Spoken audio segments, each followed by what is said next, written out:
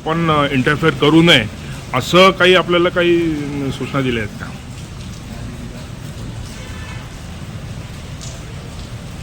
महाराष्ट्राची युती सरकार न्यायालयाचा सन्मान करते. ध्वनी प्रदूषण कायदा किंवा प्रदूषण विरोधी कायदा हे राजीव गांधीच्या सरकारने 1987 मध्ये आणला आणि ध्वनी प्रदूषण हे अटल बिहारी वाजपेयी सरकारने 2002 मध्ये त्याचे नियम प्रसिद्ध केले. गणपतीला लागू झाला, नवरात्रीला लागू झाला, परंतु एकाही मस्जिदीने महाराष्ट्रात आजपर्यंत 5-5 वेळा एवढा मोठा गोंगाट एकाने परमिशन घेतली नाही. आणि म्हणून न्यायालयाने खूप कडक तासेरे काढले, ते मुख्यमंत्र्यांनी मान्य केले आणि त्याची अंमलबजावणी सुरू झाली आहे. महाराष्ट्रात सगळ्यांना कायदा लागू पडणार. काही नेते, राजकीय नेते हे दादागिरी करत असणार तर ते चालणार नाही. अनधिकृत भोंगे बंद मुंबईत झाले आहेत, महाराष्ट्रात होणार. अबू हाशमी चालू आहे ना? हो, आजपासून भोंगा मुक्त महाराष्ट्र अभियान त्याचा पाठपुरावा मी चालू केला आहे. भोंगा मुक्त मुंबई झालं.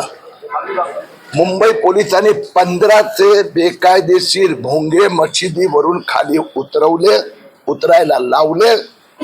आता महाराष्ट्रात पण ठिकठिकाणी मशिदी कोणत्याही प्रकारची परवानगी न घेता दिवसात रोज 5 वेळा मुंबई उच्च न्यायालयाचा निर्णयाचा भंग करतात. मी SP साहेबांना विनंती केली आहे की मुंबई कमिशनरनी जशी मोहीम राबवली तशी आपण बुलढाणा जिल्ह्यात राबवावी. जिल्हाधिकारी कडे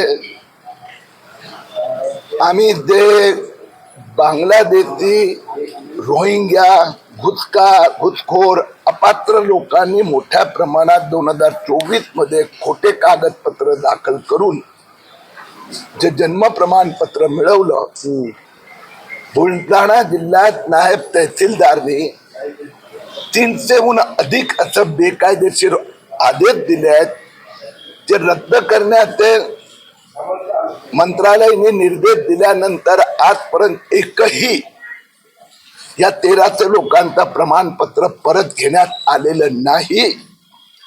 त्याच्या व्यतिरिक्त काही ठिकाणी सरकारी हॉस्पिटल मधून 1 वर्षहून अधिक वयाच्या लोकांचं नाव, 1 वर्ष असेल 41 वर्ष, बेकायदेशीरित्या, उदाहरण मलकापूर मध्ये 1426 असं बेकायदेशीर नोंदी घेण्यात आल्या आहेत.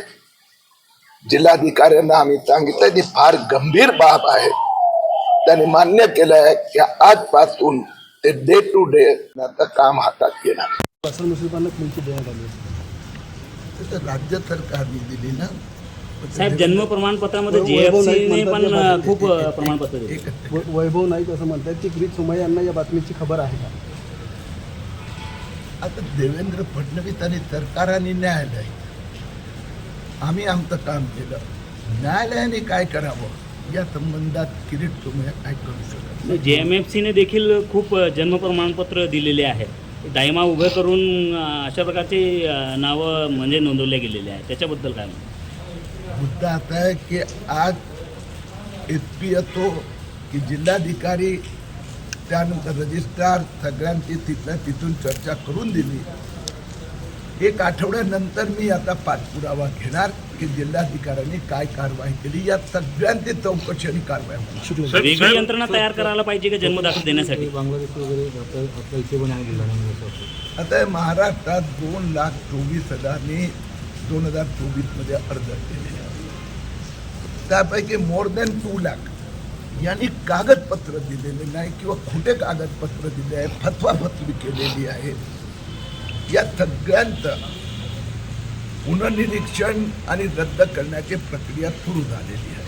शुक्लाजी साहेब, आपल्याला मी एक जर सांगतो की महाराष्ट्र सरकारने ही मोहीम सुरू केल्यानंतर 2025 मध्ये 25चे अर्ज सुद्धा आलेले नाही.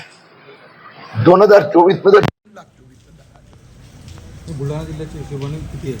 बुलढाण्यात आजचा की एक तर 13 ते नायब तहसीलदारांनी दिलेले आदेश रद्द करायचे होते, त्यातलं एकाचंही प्रमाणपत्र आलेले नाहीये. परत फक्त मलकापूर हॉस्पिटलमधून बेकायदेशीररित्या 1 वर्षापेक्षा अधिक वयाचे ज्यांना न्यायालयात ऑर्डर घ्यावं यांनी डायरेक्ट दिले आहेत. आता त्यातील चौकशी आजपासून सुरू होत आहे. साहेब